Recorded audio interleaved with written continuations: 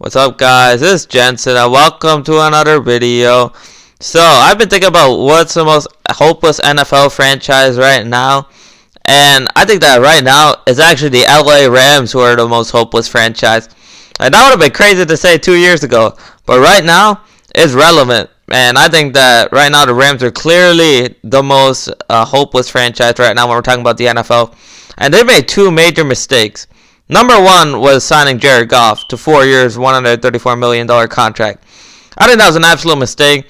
Even during that Super Bowl year, it was clear that Jared Goff was an average quarterback that was clearly being helped out by his surroundings, how good the wide receivers were, the brilliance of Todd Gurley, Sean McVay as head coach.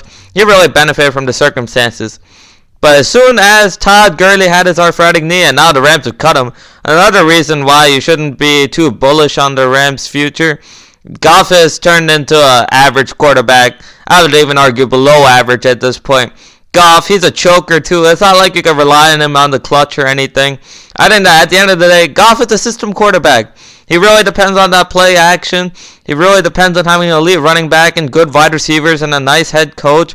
And he really can't thrive unless he's put in the perfect circumstances. That's just that. As I mentioned before, Todd Gurley, he was an elite quarterback. Now he has an arthritic knee and he got cut. And that was that. You just lost like $60 million. You put $60 million into Todd Gurley. The Rams just lost a lot of that money. So, I mean, it's not too much to be excited about the Rams.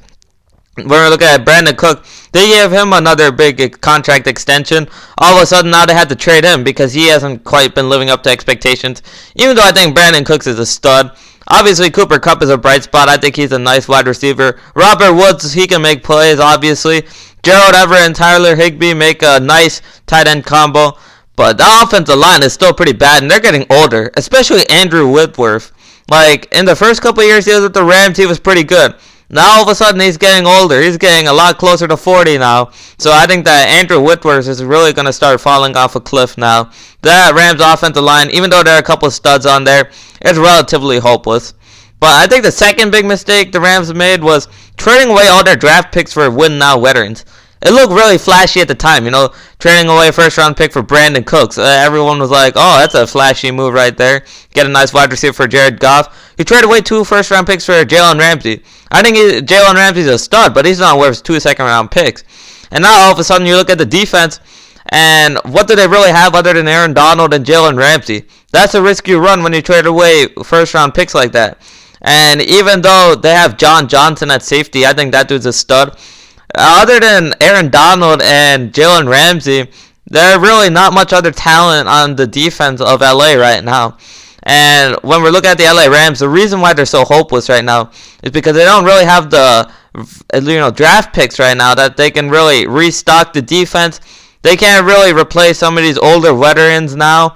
And that's concerning if you're an LA Rams fan, because the beauty of having draft picks is that you can add big-time talent that can help you right away at a controlled cost. The key is the controlled cost, because in a hard cap salary league, if you can get talent on the cheap, that's what you need to do. And the Rams really failed at that. All of a sudden, they got a ton of veterans on big contracts. And the risk when you run with that is if some of those veterans start to decline, or like Todd Gurley, you get an arthritic knee, then all of a sudden your team is in trouble. But with Jared Goff, Cooper Kupp, and obviously Aaron Donald on defense, the problem with the Rams is that they're going to be mediocre enough that they're not going to be one of the worst teams in the NFL to get a first-round pick, a high first-round pick. But they're also not going to be in playoff contention either. And another concern is that even once they get their first-round picks back, since they have Jared Goff, it's going to be hard to bench a guy who's making like $30+ million a year for a rookie quarterback. So the Rams are really in an awkward situation.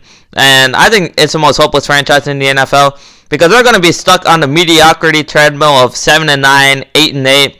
I guess you could say 8-9 once the 17-game schedule comes into place. They're going to be on the mediocrity treadmill for a long time. But I mean, we'll see how it goes. The beauty of the NFL is that you never know. Things could obviously change in as soon as one season. But as of right now, the Rams' future is pretty bleak.